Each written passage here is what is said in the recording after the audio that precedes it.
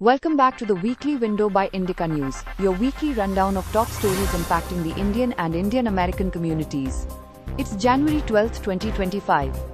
An opinion analysis warns that unpredictable US policy under President Trump has put India in a strategic bind, forcing New Delhi to rethink its foreign policy balance between autonomy and alignment.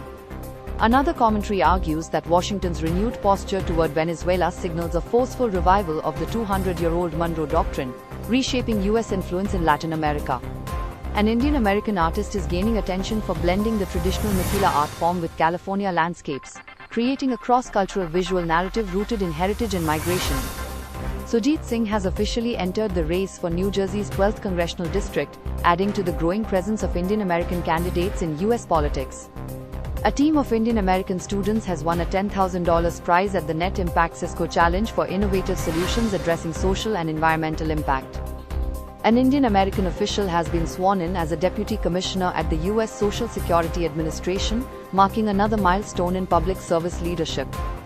Physician and policy expert Tina Shah has launched her congressional campaign, positioning healthcare access and equity at the center of her platform. Tech pioneer Kanwal Rekhi has unveiled India's first rural startup hub in Telangana, aiming to bring innovation, mentorship and funding beyond urban centers.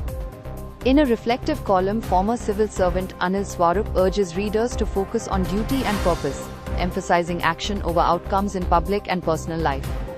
A health explainer examines the science behind artificial sweeteners, weighing their benefits against lingering concerns about long-term metabolic and gut health effects.